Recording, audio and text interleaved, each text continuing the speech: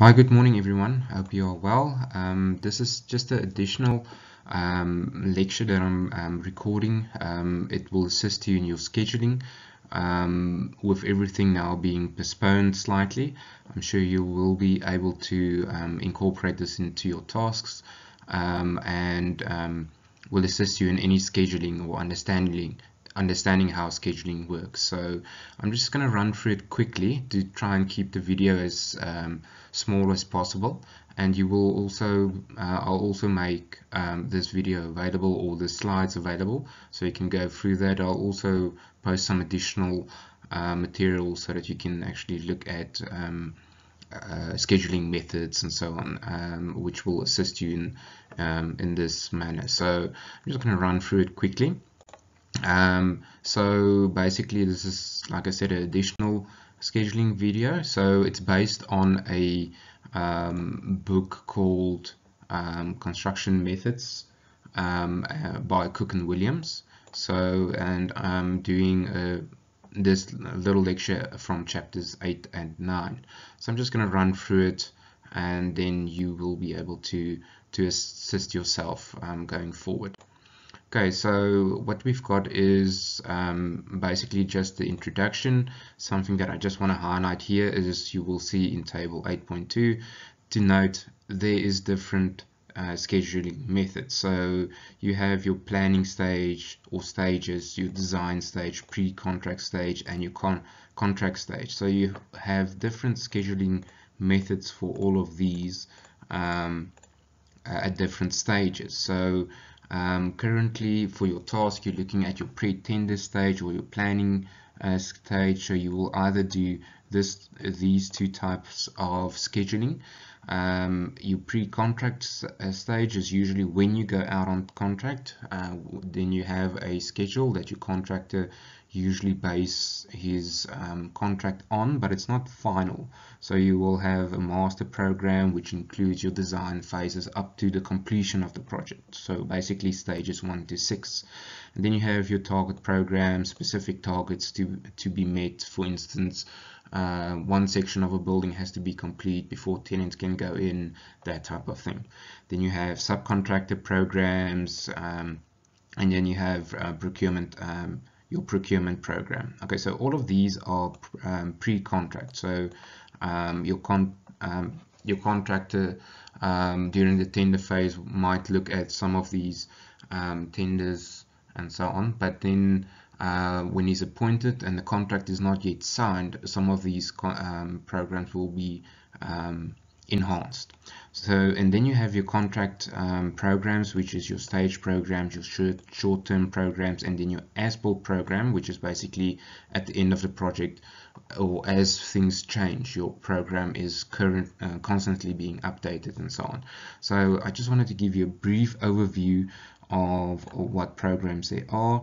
So for your task, you're basically looking at these two programs, and which incorporates your construction period, but that's usually only a one-liner or so to show the contract period will be 3 months, 6 months or so. So you don't have detail up to the point of where your foundations is, when the roof is going up, when the windows goes in, and that type of thing. Okay, so keep that in the back of your mind. And then I just highlighted the different stages. You will see something interesting. The extract here shows the SACP-CMP, so that's the Council for Construction Project Managers, and you will see it's exactly the same as the QS and Architects stages. So interesting to note. Okay, so here's an example of your project master schedule. So you will have your design phase, or you might have your different phases here, your tender phase, your construction phase, and then your occupation. Just remember, this is now an extract from the book, so they're not working on our 6 stages, but you can definitely use these types of schedules or items in your different stages as you need. Okay, so this is just a nice example of that. So you can see what they've done here. They use a negative dates or timeline up to the point where the contract actually starts, where the contractor gets onto site. So just note that it's not necessary for you to do that. That's usually in a more advanced programs. You can actually use negative dates like this. Okay. So here's an example of an actual master schedule that we did for a tender at the Polynomy Hospital. It was in 2015 that we did this schedule, so you can just get an idea of this. So ideally, when you start out, is you need to list your different stages, and then you have to look at what you are going to do underneath each stage. So it's up to you how that is put together. Okay, so just another concept that you can look at is lead times. I'm not going to go into that. You can look at this in your in the slides that I'm going to post. Work breakdown structures is basically goals that you will set for yourself. It's not that important for you to know about this. You can go through that, just different levels of work breakdown structures, so you can read through this work. Then you have additional stages and that you can keep in mind. This is just to assist you in the actual planning stages. So I'm just going to skip through these slides. You can go through them. It's all just to assist you in how the thinking goes if you do some planning. Okay, so pre-contract planning.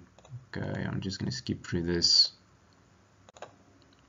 Contract planning, etc. Okay, so this is just an explanation of what each item is, so you can go through this at your own leisure. Okay, so the main thing is whenever you do planning is to apply your mind, and that's the one thing that we as humans do. We plan ahead, we run different scenarios ahead of time of how things will work. The same as what you do with your design is you think of your occupants, how they're going to use the building that you're designing.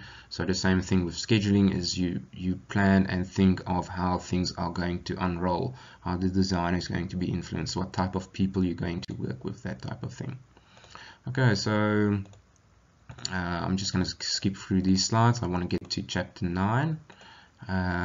So you're more than welcome to go through all of these slides. Okay, so chapter 9, the thing that I want to get to is that you've got different ways of presenting your schedule. So you've got bar charts, link bar charts, arrow diagrams, precedence diagrams, line of balance diagrams, time chainage. It's just interesting to know. What we're going to look at is linked bar charts. It's the easiest to convey the message to your client and for you to understand. Arrow diagrams is just the inner workings. That's more advanced for the construction managers. Usually where you create your critical path and so forth. Okay, so this is typically how your different bar charts looks, and you have your different connections. So you can just go through these and just note that there's different way of linking your different items. So you might have a finish to start. This is all going to be explained in the next slides. Is you've got your finish to start items is so whenever item's done, the next item starts.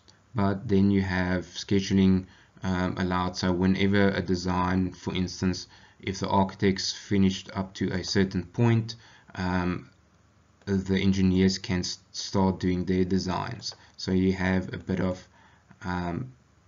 leeway that you can apply. So you don't have to have the whole design done and only then the design from the engineer starts. So you can save a bit of time by starting your design earlier. So this is just why you have this different linkages. So you've got your start to start with delay or without delay. So start to start is just basically when one item starts, the other one can start as well. Finish to finish is when this one is finished, the other one should be finished as well. Then you've got your start to finish, so whenever this one starts, the other one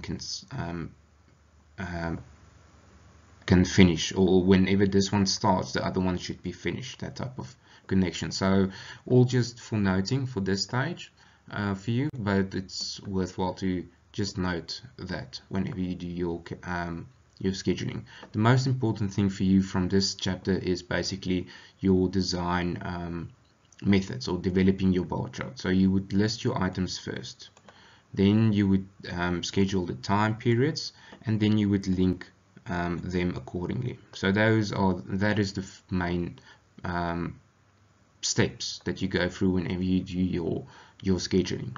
Okay, so and then advantages of bar charts, you can just go through that, why we use them and so forth.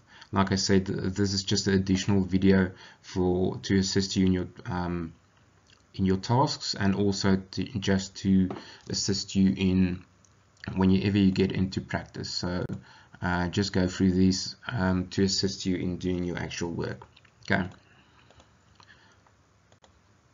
Okay, so I'm just going to skip through the rest.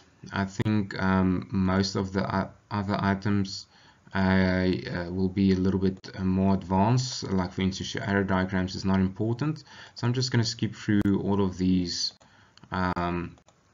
slides, and you can have a look at this, but this is not that important. Just note that if you do need to develop your critical path or prioritize your items, that the project managers and the QSs at many stages do actually go through all of this to get the optimum design going.